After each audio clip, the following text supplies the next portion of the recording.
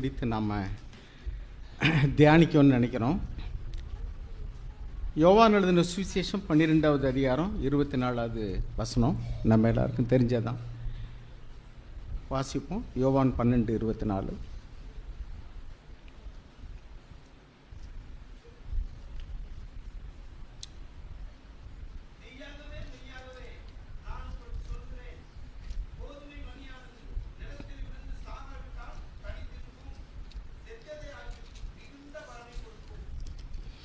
இப்படி நாம் உறவினர்கள் மத்தியில், நண்பர்கள் மத்தியில், சபையில் உள்ள சகோதர சகோதரர்களுக்குள்ள நாம் இந்த சுயத்துக்கு மரித்தோம்னு சொன்னால் இன்னும் அநேக ஆத்துமாக்களுக்கு நாம் ஆசீர்வாதமாக இருப்போம், ரட்சிப்புக்கு ஒரு வழியாக இருப்போம். That means dying to self is living for Christ. நம்ம சுயத்துக்கு மரிக்கிறது தான் கிறிஸ்துவுக்காக ஜீவிக்கிறது. சுயத்துக்கு மரிக்கலைன்னு சொன்னால் நாம் தனியாக தான் இருப்போம், யாரோட ஐக்கியப்பட மாட்டோம். ஏன்னா நம்ம இங்கே முதல்ல கடைசியாக முடிக்கும்போது சொன்னேன், நாம் இயேசு ஒளியில் இருந்தது போல், அவர் ஒளியில் இருக்கிறது போல் நாம் ஒளியில் நடந்தால் ஒருவரோடொருவர் ஐக்கியப்பட்டிருக்கோம். அந்த ஒளிங்கிறது அன்பு, இரக்கம், தயவு, இதெல்லாம் ஒளியினுடைய குணாதிசயம். வெறுப்பு, பகை, இதெல்லாம் இருளினுடைய குணாதிசயம். அப்போ நாம் இயேசுவை போல் அன்புள்ளவர்களாக இருந்தால், இயேசுவை போல் இரக்கமுள்ளவர்களாக இருந்தால், இயேசுவை போல் நற்பண்புள்ளவர்களாக, தாழ்மை உள்ளவர்களாக, பரிசுத்தம் உள்ளவர்களாக வாழ்ந்தோம்னு சொன்னால் இன்னும் அநேக பேருக்கு நம்ம ஆசீர்வாதமாக இருப்போம். ஒரு காரியத்தை நான் உங்கள்கிட்ட சொல்ல விரும்புகிறேன். நீங்கள் எங்கேயாவது வேலை செய்கிற இடத்துல அல்லது வீட்டில், சபையில் யாரோட ஐக்கியப்படாமல் தனிமையாக இருக்கீங்கன்னா அதுக்கு என்ன காரணம்? உங்களுடைய சுயத்தை நீங்கள் விட்டு கொடுக்க முடியலை, அல்லது அடுத்தவங்களுடைய குறைகளை அவங்களால மன்னிக்க முடியலை. அதனால தான் அவங்களால இணங்கி போக முடியலை. எங்கெல்லாம் நம்முடைய எனக்கு என்னுடைய இஷ்டத்திற்கு மாறாக ஒன்று நடக்குதோ அப்படியே நான் ஒதுங்கிக்கிறேன் அப்படின்னு சொன்னால் நம்ம தனிமையாக தான் இருக்கும். விட்டு கொடுத்து போகிறது, மன்னிக்கிறது, மன்னிப்பு கேட்கறது, இதை தான் நாம் ரட்சிப்பிற்கான வழி. நம்ம உறவினர்கள் இருக்கிறாங்க, அவங்க அநேக காரியங்களில் அவங்களுடைய சொந்தக்காரங்கள்லாம் சத்தியத்தை அறியாதவங்களாக இருப்பாங்க.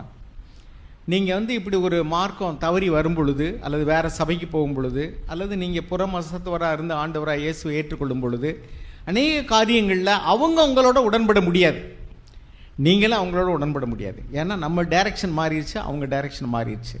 ஆனாலும் கூட அன்பு செலுத்துறதில்ல, இரக்கம் காட்டுறதில்ல, மன்னிக்கிறதில்ல.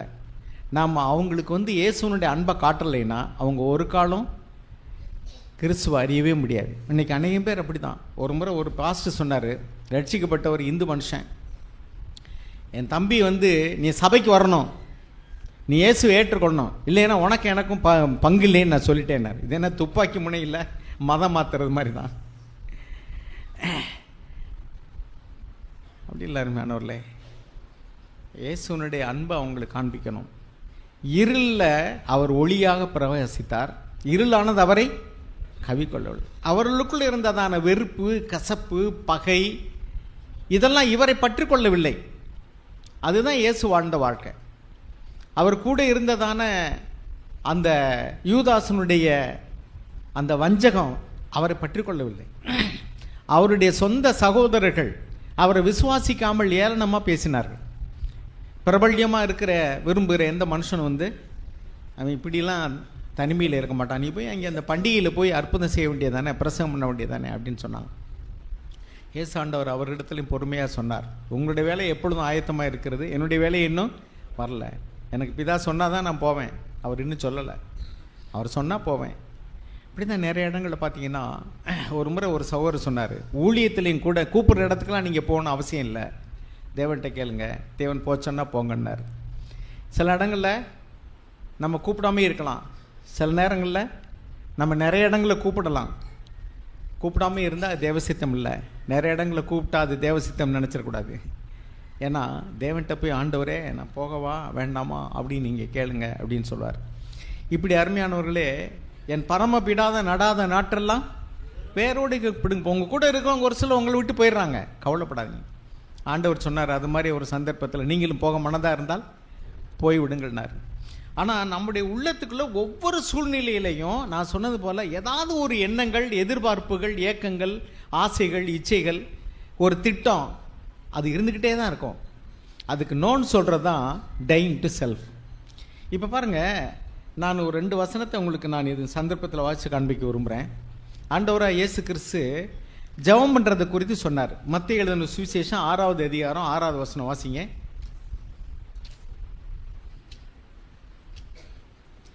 நீங்கள் ஜெபம் பண்ண விரும்புனா வாசிங்க. நீயோ ஜெபம் பண்ணும்போது உன் அறை வீட்டிற்குள் பிரவேசித்து உன் கதவை பூட்டி அந்தரங்கத்தில் இருக்கிற உன் பிதாவை நோக்கி ஜெபம் பண்ணு.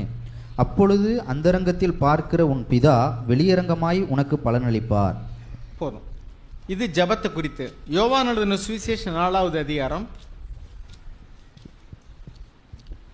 யோவான் 4:23-24 வாசிங்க. அந்த சமாரிய சிறியின் இடத்துல ஆண்டவர் பேசிட்டு இருக்காரு. உண்மையாய் தொழுது கொள்ளுகிறவர்கள் பிதாவை ஆவியோடும் உண்மையோடும் தொழுது கொள்ளும் காலம் வரும், அது இப்பொழுதே வந்திருக்கிறது. தம்மை தொழுது கொள்ளுகிறவர்கள் இப்படிப்பட்டவர்களாய் இருக்கும்படி பிதாவானவர் விரும்புகிறார். அதுக்கு முன்னாடி நீங்கள் அறியாததை தொழுது கொள்ளுகிறீர்கள். இல்லை, 20 வாசிங்க. 20 எங்கள் பிதாக்கள் இந்த மலையிலே தொழுது கொண்டு வந்தார்கள், நீங்கள் எருசலேமில் இருக்கிற ஸ்தலத்திலே தொழுது கொள்ள வேண்டும் என்கிறீர்களே என்றால், அதற்கு இயேசு, ஸ்திரீயே, நான் சொல்லுகிறதை நம்பு. நீங்கள் இந்த மலையிலும் எருசலேமிலும் மாத்திரம் அல்ல, எங்கும் பிதாவை தொழுது கொள்ளும் காலம் வருகிறது. போதும், அது இப்பொழுதே வந்திருக்கு. சரி, எங்கும் பிதாவை தொழுது கொள்ளலாம்னு சொல்றாரு. ஆனால் ஜெபம் பண்ணும்போது என்ன சொல்றாரு? அறை வீட்டுக்குள்ள போய். அப்போ ஜெபமும் தொழுது கொள்றதும் ஒன்றல்ல. கரெக்டா? ஜெபமும் தொழுது கொள்வதும் ஒன்றல்ல. ஜெபம் என்பது வேண்டுதல் பண்ணுறது, தொழுது கொள்ளு என்பது நம்மளை சரண்டர் பண்ணுறது. இன்றைக்கி ஆராதனைன்னு சொல்லிட்டு எல்லா இடத்துலையும் சொல்கிறாங்களே, அவங்க எதை சொல்கிறாங்கன்னா ப்ரைஸிங், துதிக்கிறது தான் ஆராதனைங்கிறாங்க. துதிக்கிறது ஆண்டவருடைய. இப்போ ஜாக் நமக்கு அழகாக சொல்லி தந்திருக்காங்க, ரொம்ப நாளாக சபையில் உள்ளவங்களுக்கு தெரியும். ப்ரைஸிங்னா என்ன? அவர் எப்படி இருக்கிறாரோ அவருடைய குணாதிசயத்தை சொல்லி அவரை புகழ்வதற்கு பேர் தான் ப்ரைஸிங். அவர் வல்லவராக இருக்கிறார், நல்லவராக இருக்கிறார், அவர் நன்மை செய்கிறவராக இருக்கிறார். அவருடைய வல்லமையை, அவருடைய அன்பை, அவருடைய இரக்கத்தை நாம் மேன்மைப்படுத்தி அவரை புகழ்வதற்கு பேர் ப்ரைஸிங். அதுக்கு பேர் துதி அப்படின்னு சொல்கிறோம். இன்னைக்கு துதி ஆராதனையும்பாங்க, அது துதி. அப்புறம் ஒர்ஷிப்னா என்ன? இப்போ தொழுகை பாருங்கள், நம்ம ரோமருக்கு எழுதின நிருபம் 11ஆம் அதிகாரத்தில் 12ஆம் அதிகாரத்தில் வாசிங்க. ரோமர் 12.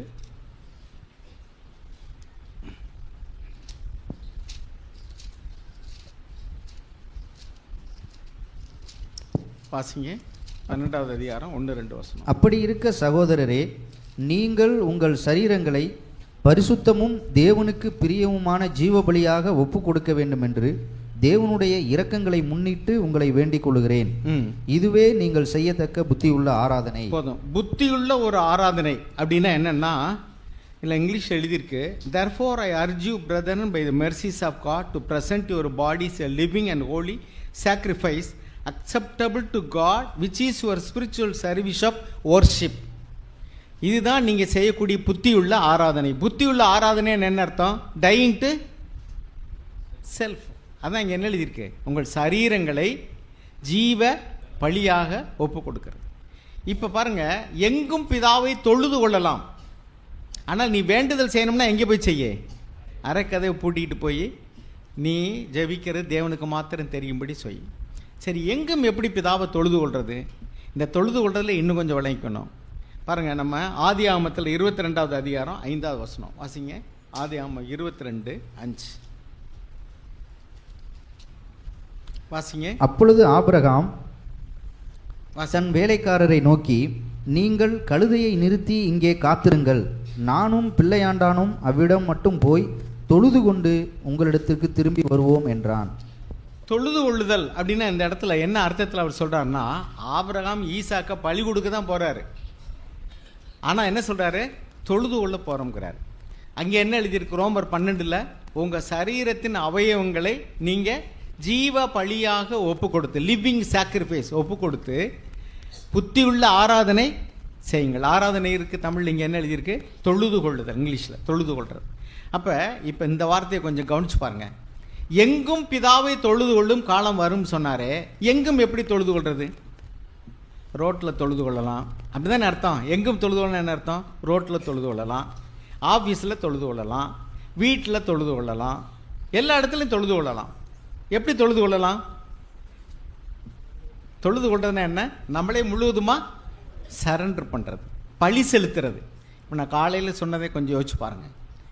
நீங்கள் இப்போ உன்னை பார்க்கணுன்னு நினைக்கிறீங்க, ரோட்டில் போகிறீங்க, இப்போ உங்கள் கண்ணு வந்து எதிர்பாலியரையோ அல்லது ஏதோ ஒன்றை வந்து ஈர்க்குது, நீங்கள் பார்க்கணுன்னு நினைக்கிறீங்க. உங்களுக்குள்ள அப்படியே உங்களுடைய ஆசை இப்பொழுது எழும்புது, உங்களுடைய இச்சை இப்பொழுது தூண்டப்படுகிறது. இப்பொழுது நீங்கள் அந்த இடத்துல you tie to your self. அப்படின்னு என்ன அர்த்தம்? பார்க்க வேண்டும் என்ற இச்சையை அல்லது ஏதாவது ஒன்றை கேட்க வேண்டும். ஒரு சினிமா பாட்டு பாடுறாங்க, அல்லது ஆபாசமாக ஏதோ ஒன்று பேசிகிட்டு இருக்காங்க, அதை கேட்கணும்னு உங்களுக்குள்ள ஒரு ஆசை இருக்குது. இப்போ நீங்கள் கேட்க வேண்டும் என்ற இச்சையை நீங்கள் சிலுவையில் அறையிறீங்க. Is dying to self. இதுதான் சுயத்துக்கு உங்களுக்குள்ள எழும்பக்கூடிய ஆசை, உங்களுக்கு எழும்பக்கூடிய இச்சையை நீங்கள் இப்போ பலி செலுத்துறீங்க. This is living sacrifice. இதை நீங்கள் என்ன செய்யலாம்? எங்கும் செய்யலாம். எங்கே செய்யலாம்? ரோட்டில் போகும்போது செய்யலாம், காட்டில் வேலை செய்யும்போது செய்யலாம். உங்களுக்குள்ள எழும்பக்கூடியதான ஆசையை, இச்சையை, கேட்க வேண்டும் என்ற இச்சையை, பார்க்க வேண்டும் என்ற இச்சையை, அல்லது ஏதாவது ஒன்றை செய்ய வேண்டும், அடைய வேண்டும், இப்படி உங்களுக்கு எழும்பக்கூடியதான எண்ணங்களுக்கு நோ அப்படின்னு சொல்லும் பொழுது நீங்கள் உங்களுடைய சுயத்தை பழி செலுத்துகிறீர்கள், சரண்டர் பண்ணுறீங்க. இதுக்கு பேர் தான் பைபிள் என்ன இருக்கு? தொழுகை. உங்களுடைய அவயவங்களை ஜீவ பலியாக ஒப்பு கொடுத்து புத்தியுள்ள தொழுகை நடத்துங்கள். அப்படின்னு என்ன அர்த்தம்? இதை என்ன செய்யலாம்? எங்கே செய்யலாம்? எங்கேயும் செய்யலாம்.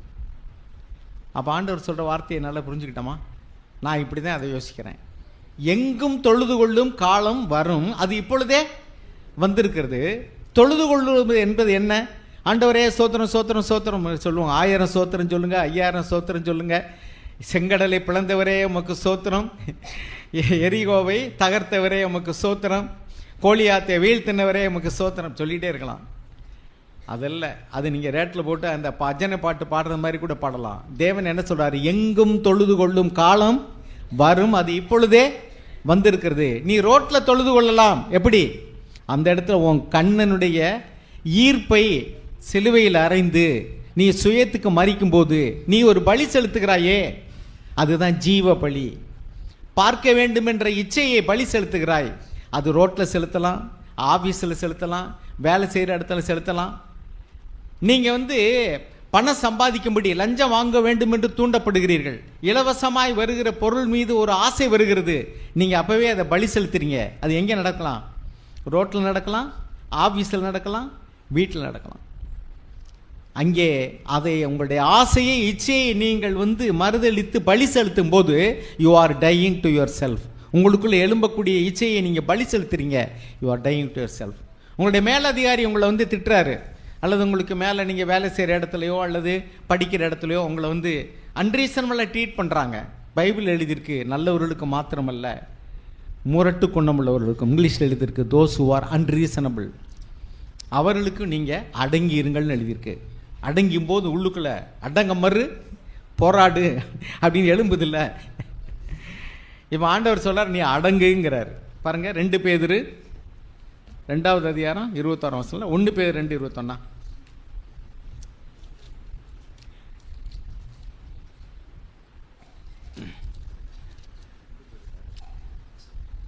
ஆ 1 பேதுரு 2வது அதிகாரம் 18ஆம் வசனம் வாசிங்க. வேலைக்காரரே, அதிக பயத்துடனே உங்கள் எஜமான்களுக்கு கீழ்ப்படிந்திருங்கள், நல்லவர்களுக்கும் சாந்த குணம் உள்ளவர்களுக்கும் மாத்திரம் அல்ல, முரட்டு குணம் உள்ளவர்களுக்கும் கீழ்ப்படிந்திருங்கள். பாருங்க, இங்கதான் நம்முடைய சுயம் எழும்புது. நல்லவர்களுக்கு கீழ்ப்படுகிறதுனா ஒன்றும் பிரச்சனையே இல்லை. முரட்டு குணம் உள்ளன்னு இங்கிலீஷ் என்ன போட்டிருக்குனாக்கா தோஸ் ஹூ ஆர் அன்ரீசனபிள், அப்படின்னா நியாயமில்லாமல் நடத்துகிறவர்கள். அங்கே நம்மளுக்கு கோபம் எழும்புது. ஆண்டவர் என்ன சொல்றாரு? நீ அடங்கியிரு, பி சப்மிசிவ், சப்மிசிவ் அப்படின்னு என்ன அர்த்தம்? புருஷன் அன்ரீசனபிளாக நடந்துக்கிறாரு. சில வீடுகளில் பார்த்துருக்கேன் நான். மனைவி வந்து ஆஃபீஸுக்கு போவாங்க அல்லது வேலை செய்வாங்க, வீட்டில் பிள்ளைகளை பார்ப்பாங்க, துணி துவைப்பாங்க, பாத்திரம் கழுவாங்க, வீட்டை கூட்டுவாங்க, சமைப்பாங்க, எல்லாம் செய்வாங்க. புருஷன் மேற்கொண்டு வந்து அதையும் செய்யலை இதையும் செய்யலைன்னு இருப்பார். அவங்களுக்கு வந்து எப்படி இருக்குன்னாக்கா, என்ன என் புருஷன் அன்ரீசனபிளாக இருக்கார். எப்படி இருக்கார்? அன்ரீசனபிள். ஏன்னா அவங்க தான் அந்த பிள்ளையை அழுதாலும் எந்திரிக்கணும். ராட்டில் வேலைக்கு போகிறவங்களா இருந்தாலும் நைட்டில் பிள்ளை அழுதுச்சுன்னா யாரும் தான் எந்திரிக்கணும்? நீ வேலைக்கு போகிறாமா, பரவாயில்ல, நான் வீட்டில் தான் இருக்கேன், நான் பார்த்துக்கிறேன் முடியுமா, அவங்க பால் கொடுக்கணும்னு அவங்க தான் எந்திரிக்கணும். அப்படிலாம் இருந்தாலும் கூட அவர் சொல்கிற வேலையை கேட்கணும் அப்படின்னு நினைப்பாங்க. அப்போ நமக்கு வந்து புருஷன் அன்ரீசனபிளாக தெரியுது. சில இடங்களில் புருஷன்மார்கள் வந்து தங்களுடைய பெற்றோர்களுக்கு ஏதாவது உதவி செய்ய நினைப்பாங்க, மனைவிமார்கள் வந்து கூடாதும்பாங்க. உங்களை மட்டுமா பெற்றாரு? 3 பேரை பெற்றார்ல, 3 பேரும் பார்க்கட்டும். இப்படியெல்லாம் நிறைய பிரச்சனைகளை நம்ம சந்திக்கிறோம். அப்போ it seems to be unreasonable. அவங்க 2 பேரும் வசதி இல்லாமல் இருக்கிறாங்க, நம்ம சம்பாதிக்கிற வசதியாக இருக்கிறோம், நம்ம ஏன் உதவி செய்யக்கூடாது? ஒரு முறை ஒரு பிரதர் வந்து என்கிட்ட சொன்னார், 3 பொம்பளை பிள்ளைகளை பெற்றவங்க, கணவர் இறந்துட்டார், அந்த அம்மா இருக்காங்க, நல்லா அவங்க நிறையா வெளிநாட்டில் போய் சம்பாதிச்சார், நிறைய நகை நெட்லாம் போட்டு 3 பிள்ளைகளும் கல்யாணம் பண்ணி கொடுத்து 3 பிள்ளைகளுக்கு வேலை வாங்கி கொடுத்தாங்க. 2 பிள்ளைகள் வேலை செய்யுதுங்க, அவங்க வீட்டுக்காரங்க வேலை செய்கிறாங்க, சம்பாதிக்கிறாங்க, நல்ல வசதியாக இருக்காங்க எல்லாருமே, வீடு காரு அப்படின்ட்டு. ஆனால் அந்த அம்மா இப்போ நோய்வாய்ப்பட்டாங்க. அவங்கள கவனிக்கிறதுக்கு 3 பிள்ளை இல்லை, நீ பாரு நான் பாரு. நல்லா இருக்கும்போது என் வீட்டில் இரு, உன் வீட்டில் இரு. ஏன்னா அட்லீஸ்ட் பாத்திரங்கள் ஒரு வேலையாக செய்வாங்கல்ல, அல்லது பிள்ளைகளையாவது பார்த்துக்கிடுவாங்கல்ல நம்ம வேலைக்கு போகும்போது. அதனால் நல்லா இருக்கும்போது என் வீட்டில் இருங்க, உன் வீட்டில் இருங்க, என்ன அங்கேயே இப்போ இருக்கிறீங்க, எங்கள் வீட்டுக்கு வரமாட்டேங்கிறீங்கப்பாங்க. ஆனால் இப்போ ஸ்கிராப், இது ஸ்கிராப்னு என்ன தெரியுமா? உபயோகம் இல்லாத பொருள். இப்போ பொருள் வந்து இது வந்து இப்போ ரிப்பேர் ஆகிடுச்சுன்னா இது ஸ்கிராப், உபயோகம் இல்லாத பொருள். இப்போ இந்த பொருள் என்னாக்கும், எனக்கு வேண்டாம் உனக்கு வேண்டாம், உன்னை மட்டுமா பெற்றாரு, 3 வேலை மாதிரி தான் பெற்றாரு, அவள் பையன் பார்க்கல நான் ஏன் பார்க்கலன்னு என்கிட்ட ஒருத்தர் சொன்னாங்க. அவங்க வீட்டில் 2 பேர் பிலீவர் கிடையாது, ஒருத்தர் தான் பிலீவர். நான் சொன்னேன், உங்களை மட்டும் பெற்றிருந்தா நீங்கள் எப்படி பார்க்கணுமோ அப்படி பாருங்க. ஆண்டவர் சொன்னார், விற்கிறவர் இடத்துல போய் என்ன செய்யுங்க, என்னைய வாங்கிக்கிறீங்கன்னாரு. இப்போ உன் தகப்பனையும் தாயும் கனம் பண்ணால் உனக்கு வாழ்நாள் நீடித்திருக்கும், உனக்கு நன்மை உண்டாயிருக்குன்னு ஒரு ஆசீர்வாதத்தை தேவன் வச்சுருக்காரு. அது இப்போ விற்கிது, அது இப்போ எங்கே இது விற்றுக்கிட்டு இருக்கு, முழுவதுமாக வாங்கிடு. இன்னும் 2 பிள்ளைகளுக்கு ஷேர் பண்ணி கொடுக்கணும்னு நினைக்காத. உன் தகப்பனையும் தாயும் கனம் பண்ணால் உனக்கு வாழ்நாள் நீடித்திருக்கும், உனக்கு நன்மை உண்டாயிருக்கும்னு பைபிள் ஆண்டவர் சொல்லியிருக்காருல்ல. 3 பிள்ளைகளும் ஷேர் பண்ணல, நீ ஏன் கவலைப்படுற? அது ஆசீர்வாதம். நான் பார்த்துருக்கிறேன், தாய் தகப்பனை கனம் பண்ணுறவங்கள தேவன் எவ்வளோ கனம் பண்ணுறாரு தெரியுமா? நான் பார்த்துருக்கேங்க. அவங்க வாழ்க்கையில் தேவன் எவ்வளோ ஆசீர்வாதம். அந்த வார்த்தை வந்து அப்படியே எவ்வளவேன்னு பொய்யுரையாத தேவன். ஆனால் இன்னைக்கு 3 பிள்ளை இருந்துச்சுன்னா சரி, சொத்து கொடுக்கும்போது மட்டும் ஈக்குவலாக கொடுன்னு சொல்லுவாங்க. ஆனால் அவங்கள பார்க்கும்போது மட்டும் அதுலேயும் ஈக்குவாலிட்டி கூட இல்லை. சில சமயத்தில் என்னால் முடியலை, நான் என்ன செய்கிறது, நான் பார்க்கணுன்னு நினைக்கிறேன், என்னால் முடியலை. நான் வேலைக்கு போகணும், நான் பார்க்க முடியல, நீ பாரு நான் பாரு. இல்லாட்டி வேலைக்காரரை பொறுத்து பார்ப்போம், இல்லாட்டி ஒரு முதியோர் இல்லத்தில் சேர்ப்போம். அருமையானவர்களே, நான் சொல்கிறேன், இதுதான் நீங்கள் ஆசீர்வாதத்தை எண்ணெயை சேகரிக்கக்கூடிய இடம் இதுதான். அதுக்கு இன்னொரு அர்த்தத்தில் சொன்ன போனால் ஆசீர்வாதத்தை வாங்கி கொள்வதற்கான பெரிய சந்தர்ப்பம். நான் இப்படி தான் சொன்னேன் அவங்ககிட்ட, it is a great opportunity for you to receive the full blessing. முழு ஆசீர்வாதத்தையும் சுதந்திரிச்சுக்கிறதுக்கு உனக்கு ஒரு பெரிய வழி இது, விட்டுறாத. அவங்கெல்லாம் அன்பிலிவர்ஸு, அவங்க செய்யணும்னு போட்டி போடாத, நீ முழுவதுமாக வாங்கிக்கன்னு. அங்கே அந்த வார்த்தை எடுத்துக்கிட்டாங்க, பார்க்குறாங்க. எதுக்கு சொல்ல வரேன்னா, அருமையானவர்களே, இப்படி தான் தேவனுடைய வார்த்தைக்கு பின்னாடி அநேக அர்த்தங்கள் பொதிந்திருக்கு. எல்லா இடங்கள்லையும் நீங்கள் பலி செலுத்த முடியும், எல்லா இடத்துலையும் நீங்கள் சுயத்துக்கு மறிக்க முடியும். அது காட்டில் மேட்டில் ரோட்டில் எங்கே வேணாலும் சரி தேவனை தொழுது கொள்ள முடியும். எங்கெல்லாம் நீங்கள் சுயத்தை பலியாக்குறீங்களோ, எங்கெல்லாம் உங்களுடைய ஆசையை, உங்களுடைய இச்சையை, உங்களுடைய வெறுப்பை, உங்களுக்குள்ள எழும்பக்கூடியதான சுயத்தை நீங்கள் பலி செலுத்துறீங்களோ, it is a living sacrifice that is acceptable to God. அது தேவனுக்கு ஏற்புடைய பலி, அதுதான் ஜீவ பலி. அதை நீ எந்த இடத்துலையும் செலுத்தலாம், ஆலயத்தில் வந்து செலுத்தணும் அவசியம் கிடையாது. இது வந்து கார்பரேட் வர்ஷிப். இதெல்லாம் எல்லாம் சேர்ந்து ஆண்டவரே உம்மை துதிக்கிறோம், உம்மை ஸ்தோத்திரிக்கிறோம், வேண்டுதல் பண்ணுறோம், அவரை புகழ்கிறோம். இங்கே வந்து தொழுகை நடத்துறதுக்கான வாய்ப்புகள் ரொம்ப குறைவு. அவங்க போய் பள்ளிவாசலில் தொழுகைன்னு சொல்லுவாங்கள்ல, சத்தம் போட்டு அவங்க எதை சொல்கிறாங்க அதை தான் வந்து அவங்க தொழுகைங்கிறாங்க. நம்ம தொழுகை அப்படி இல்லைங்க. பிதாவை எங்கும் தொழுது கொள்ளும் காலம் வரும். எங்கும் எப்படி தொழுகிறது? சுயத்தை பலி செலுத்தக்கூடிய சாக்ரிஃபைஸ். அவங்க தேவாலயத்தில் வந்து ஆட்டமாட்ட பலி செலுத்தினாங்க. இப்போ ஆண்டவர் சொல்கிறாரு, புத்தி உள்ள ஆராதனை என்பது உன் சரீரத்தின் அவயவங்களை ஜீவ பலியாக ஒப்பு கொடுப்பது. இந்த ஒர்ஷிப்பு நீ எல்லா இடத்துலையும் பண்ணலாம். நீ ஆஃபீஸில் பண்ணலாம்.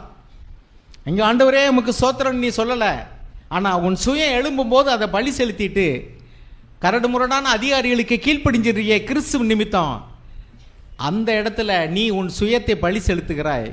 கர்த்தர் சுகந்த வாசனையை முகர்வார். சுகந்த வாசனை. ஏன்னா அந்த இடத்துல உன் சுயம் இப்பொழுது சாகிறது. அந்த சுயம் அந்த இடத்துல பலி செலுத்தப்படுகிறது. உங்கள் வீட்டுக்கு முன்னாடி அடுத்த வீட்டுக்காரங்க கொண்டு வந்து காரை நிறுத்திட்டு போவாங்க.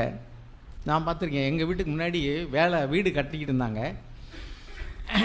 அந்த வீட்டுக்கு வேலை செய்ய வராங்க வீட்டுக்காரங்கல்ல, வேலை செய்ய வர்றவங்க எலக்ட்ரிஷியன் வருவாங்க, கொத்தனா, அவங்களாம் எங்கள் கேட்டுக்கு முன்னாடி வந்து வண்டி கதவை திறக்கிறதுக்கு முன்னாடி நிறுத்திட்டு போவாங்க. அப்போ ஆரம்பத்தில் எனக்கு கொஞ்சம் எரிச்சலாக இருந்துருங்க. அந்த வீட்டுக்கு வேலை செய்ய வரீங்க, அங்கே எவ்வளோ இடம் இருக்குது, இல்லாட்ட ரோட்டில் இங்கிட்ட இடம் இருக்குது, அங்கிட்ட வாசலுக்கு முன்னாடி கொண்டு வந்து நிறுத்துறீங்களே அப்படின்லாம் சொல்லியிருக்கேன். வண்டி எடுங்கலாம் சொல்லியிருக்கேன். ஆனால் அதுக்கு பின்னாடி ஆண்டவர் என்கிட்ட பேசியிருக்கார். இதுதான் அவங்களுக்கு நீ அன்பு காட்டக்கூடிய நேரம். அவங்க அறியாமல் செய்கிறாங்க. அதுக்கு பின்னாடி நான் அப்படி செய்கிறதே இல்லை.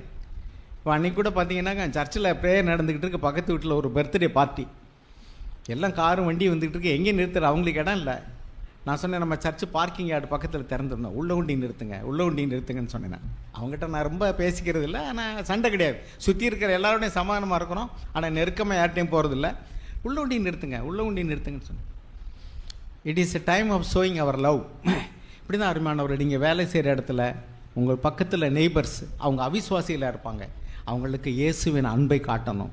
எப்படி காட்டுறது? அவங்க அன்ரீசனபிளாக இருக்கிறாங்க. அவங்க நியாயமாக நடக்கிறது இல்லை. அவங்க உங்களுக்கு அவங்க சத்தம் போட்டு இடையூறு பண்ணுவாங்க. ஏதாவது பண்டிகைனா வெட்டி போட்டு உங்களை தூங்க விட மாட்டாங்க. அவங்க செய்யக்கூடிய காரியங்கள் உங்களுக்கு உடன்பாடு கிடையாது. உங்களுடைய உறவினர்கள், நண்பர்கள் உங்களை புரிஞ்சுக்கிடாமல் இருப்பாங்க. நீங்கள் நன்மை செய்வீங்க, அவங்க உங்களுக்கு தீமை செய்வாங்க. நீங்கள் நல்லது செய்கிறத கெட்டதாக பேசுவாங்க. அன்னை தெரசாவே பார்த்தீங்கன்னாக்கும் அவங்க எவ்வளவு காளி கோயில் பூசாரியெல்லாம் வந்து, அம்மா நான் இத்தனை வருஷமாக நின்று காளிக்கு முன்னாடி பூசை பண்ணேன், இப்போ தான் நான் பார்த்தேன்னு சொன்னாரான். காலராவில் அவரை காப்பாற்றினதுக்கு. அப்படியெல்லாம் நன்மை செஞ்சுருக்காங்க. ஆனால் அவரே என்ன சொல்கிறாங்க, அவர் மதம் மாற்றுறதுக்கு தானே வந்தார் அப்படின்னு. நாடு விட்டு நாடு வந்து கல்யாணமே பண்ணிக்கிடாமல் தன்னுடைய லைஃப்பை பூரா இங்கேயே சாக்ரிஃபைஸ் பண்ணிவிட்டு சொந்தங்களை கூட போய் பார்க்கவே இல்லை. இங்கே தான் செத்தாங்க. இந்த மண்ணுக்கு விதையானாங்க. நம்ம இப்போ வாட்சமில் ஒரு வசனம் என்னது, கோதுமை மணியானது நிலத்தில் விழுந்து செத்தது. எங்கேயோ பிறந்த அந்த சகோதரி வந்து இந்த நாட்டில் செத்தாங்க. அவர்கள் மண்ணுக்கு விதையாக விதைக்கப்பட்டிருக்காங்க. அது விதை என்ன செய்யும்? அநேகம் பேர் எழுப்போம்.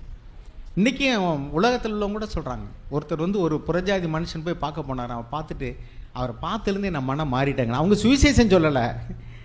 அவங்க பார்த்த உடனே எவ்வளவு ஒரு தியாகத்தோடு கூட இதையெல்லாம் செய்கிறாங்க. நம்மளும் இப்படி சுயநலமாக அவர் நிறைய தங்கம், நகை, செயின் எல்லாம் போட்டுட்டு போய் அந்த அம்மாவை பார்க்கணுன்னு போனாராம். அவர் பார்த்து அவங்க எளிமையாக சிம்பிளாக வந்து உட்காந்துட்டு பேசிகிட்டு இருந்திருக்காங்க. அவர் அப்படியே சாட்சி பேப்பர்லாம் வந்துருச்சு. எதுக்கு சொல்ல வரேன்னா, அவங்க சுவிசேஷத்தை வாயினால் அறிவிக்கலை, பட் லைஃப்னால் சுவிசேஷம் சொன்னாங்க. அவருடைய your life is speaking to them. நம்முடைய வாழ்க்கை மற்றவர்களுக்கு பேசுகிறது. பக்கத்தில் உள்ளவங்களும் என்கிட்ட ரொம்ப பேச மாட்டாங்க, நானும் போய் பேச மாட்டேன். தேவைன்னா பேசிக்கிடுவேன், வெறுப்பு கிடையாது.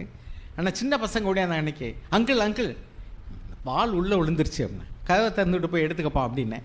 இன்னொரு பையன் சொல்லி, அவன் தாத்தா அண்ணன், சின்ன பையன் தாத்தா அண்ணன், அவன் சொல்லி தாத்தா இல்லைடா அங்கிள்ரா அப்படிங்கிறான். அவங்க அப்பா அம்மாலாம் என்கிட்ட ரொம்ப பேசுறது கிடையாது. சின்ன பசங்க பார்த்தீங்கன்னா அவங்க எவ்வளோ ஒரு ஃப்ரீயாக இருக்காங்க பாருங்கள். அவங்க தே ஃபீல் ஃப்ரீடம். அவங்க பந்து விளையாடுறாங்க, இங்கே வந்து விழுகுது. சில நேரம் வந்து அடிக்கடி வரணும்னு சொல்லலாம். அடிக்கடி போடாதே, தாத்தாக்கு வயசாகிடுச்சு, ஓயாமல் நான் எடுத்து போட முடியாது அப்படின்னு சொல்லுவேன். எதுக்கு சொல்ல வரேன்னா, நம்ம பக்கத்தில் இருக்கிறவங்க இயேசுவை காணணும். நீங்கள் சுயத்துக்கு மறித்தா அது அவளுக்கு வெளிச்சமாக இருக்கும். நம்ம வேலை ஸ்தலத்தில் உள்ளவங்க இயேசுவை காணணும். நம்ம சுயத்துக்கு மறித்தோம்னா அந்த சத்தியம் அவர்களுக்கு பேசும். நாம் சுவிசேஷத்தை அறிவிக்க முடியாது இந்த காலங்களில், ஃப்ரீயாக போய் ட்ராக்ஸ் கொடுக்க முடியாது. ஆனால் என்னை கண்டவன் பிதாவை கண்டான், என்னை கண்டவன் இயேசுவை கண்டான். நான் முழுதும் மாறிட்டேன்னு சொல்லலை, நான் மாறிக்கிட்டே இருக்கிறேன். நம்ம மாறும் அருமையானவர்களே. சுயத்துக்கு மறித்து சிலுவையை எடுத்து இயேசுவை பின் செல்றதுன்னா இதுதான். நமக்குள் எழும்பக்கூடியதான ஆசையை, இச்சையை, பகையை, அல்லது தான், எனது, என்னுடைய திட்டம், என்னுடைய லாபம், என்னுடைய வசதி, எனக்கு மகிழ்ச்சி. We must come out of comfort zone. நாம் சுகபோகமாக வாழக்கூடிய வாழ்க்கையிலிருந்து பாளையத்துக்கு புறம்பே தான் போய் பாடுபடணும். நாம் இருக்கக்கூடிய இடத்துல சுகபோகமாக வாழ நினச்சோம்னாக்கும் இயேசுக்கு சாட்சியாக வாழ முடியாது. இந்த ஈகிள் இருக்கு இல்லையா, அதை குறித்து சொல்லுவாங்க. அதாவது என்னது, கழுகு. கழுகு குறித்து என்ன சொல்லுவாங்கன்னா, அது அந்த கூட்டில் கீழே முள் வச்சுருக்குமா, அதுக்கப்புறம் புல்லை வைக்குமா, புல் பஞ்சு மாதிரி இதுகளெல்லாம் வச்சு முட்டையிட்டு குஞ்சு பொரிச்ச பின்னாடி முதல்ல என்ன செய்யுமா, கொஞ்சம் இறையெல்லாம் கொண்டு வந்து கொடுக்கும். அந்த குஞ்சு கொஞ்சம் கொஞ்சமாக பெருசாக பெருசாக அந்த இது இருக்குல்ல, அந்த புல் மெத்த மாதிரி இருக்கிறது, அதை ஒன்றா கொத்தி கொத்தி கீழே போட்டுருமா. ஏன்னா அது கம்ஃபர்ட்டாக இருக்கிற வரைக்கும் என்ன செய்யாது, அந்த பறவை சுகமாக உட்காந்துட்டு தின்னுட்டே இருக்கும். கொஞ்சம் கொஞ்சமாக அந்த இதெல்லாம் எடுத்து போட போட முள் குத்த ஆரம்பிச்சிடும். உடனே என்ன செய்யும், எப்படா இந்த கூட்டை விட்டு நம்ம வெளியே போவோம்னு நினைக்கும். அது யார் செய்கிறா, தாய் பறவை தான் செய்யுது. அதே மாதிரி சிலுவையை நம்மளுடைய வாழ்க்கையில் தேவன் அனுமதிக்கிறார். எதுக்காக? அப்போ தான் நீ வெளியே போகணும், சாட்சியாக இருக்கணுங்கிறத உன்னுடைய உள்ளத்தில் தெரியப்படுத்துறதுக்காக, நீ கம்ஃபர்டபுள் ஜோனில் இருக்கிறதுலேருந்து வெளியே கொண்டு வர்றதுக்காக தேவன் நாம் இருக்கக்கூடிய இடத்துலையே நமக்கு சில பிரச்சனைகள் வரலாம். நீங்கள் சாட்சியாக இருக்கிறதுக்கான வாய்ப்புகள் அது. அந்த முள்ளு குத்துறதுக்கு அந்த பறவை அனுமதிக்கிறதனுடைய நோக்கம் நீ பறக்கணும். நீ பறக்காமல் இப்படி இருக்கக்கூடாது. நமக்கு பாடுகளை, கஷ்டங்களை, சிலுவையை தேவன் நம் வாழ்க்கையில் அனுமதிக்கிறதுக்காக. அதுதான் பரலோகத்துக்கான வழி. சிலுவையை தேவன் அனுமதிக்காமல் நம்ம வாழ்க்கையில் வராது. ஆனால் தேவன் எதுக்காக அனுமதிக்கிறார்? நன்மைக்காக தான் அனுமதிக்கிறார். எனவே டையிங் டு செல்ஃப் அப்படிங்கிறது it is living for Christ. நம்முடைய ஆத்மாவை மரணத்தில் ஊற்றும் போது தான் ஆவிக்குரிய வாசல் திறக்கப்படுகிறது. Unless you tie for your selfish life, உணர்ச்சி, சொந்த திட்டங்கள், இதுகளுக்கெல்லாம் நம்ம மறிக்கலைன்னு சொன்னால் நாம் ஜீவனுக்குள்ளே பிரவேசிக்க முடியாது. இப்போ சிலுவையின் வழிதான் இயேசுவின் வழி, அதுதான் சீசத்துவ வழி, அதுதான் ஆவிக்குரிய வாழ்க்கையில் வளர்ச்சி அடைகிறதுக்கான வழி. எனவே சிலுவையை தேவன் நம்ம வாழ்க்கையில் அனுமதிக்கிறார்னா அதை நம்ம எடுத்துக்கிடுவோம். ஏன் ஆண்டவரே எனக்கு இப்படின்னு கேட்க வேண்டாம். அவர் அனுமதியாமல் நம்முடைய வாழ்க்கையில் ஒன்றும் வராது. ஆனால் அதை நன்மைக்கு எதுவாகவே அனுமதிக்கிறார். இதை நம்ம புரிஞ்சுக்கிட்டோம்னு சொன்னால் நம்முடைய வாழ்க்கையில் தேவன் ஆசீர்வாதத்தை கொடுத்தாலும் சரி, அல்லது சிலுவையை அனுமதித்தாலும் சரி, தேவனுக்கு பிரியமாக இருந்தால், ஆண்டவரே உமக்கு சித்தம்னா நான் அதை செய்கிறேன், அது எனக்கு நல்லதோ கெட்டதோ, அது எனக்கு லாபமோ நஷ்டமோ, அது எனக்கு பாடுகளை கொண்டு வருதா சந்தோஷத்தை கொண்டு வருதோ, உமக்கு சித்தம்னா நான் செய்கிறேன் ஆண்டவரே, உம்முடைய சித்தம் செய்வதே என்னுடைய பாக்கியம்னு நம்மளை அர்ப்பணித்தோம்னா அதுதான் டையிங் டு செல்ஃப். அதுதான் சாக்ரிஃபைஸிங் நம்முடைய சரீரத்தின் அவயவங்களை ஜீவ பலியாக ஒப்பு கொடுக்குறது. அதுதான் லிவிங் சாக்ரிஃபைஸ். அதுதான் புத்தியுள்ள ஆராதனை. எனவே இப்படிப்பட்ட தொழுகையை செய்யும்படி தேவன் நம்மளை அழைக்கிறார். கர்த்தர் நம்மை ஆசீர்வதிப்பாராக. அருமையானவர்களே, சிலுவையை எடுத்து தான் இயேசுவை பின் சொல்லணும். இதுதான் ஜீவ வழி. கர்த்தர் நம் கண்களை திறந்தல்வாராக.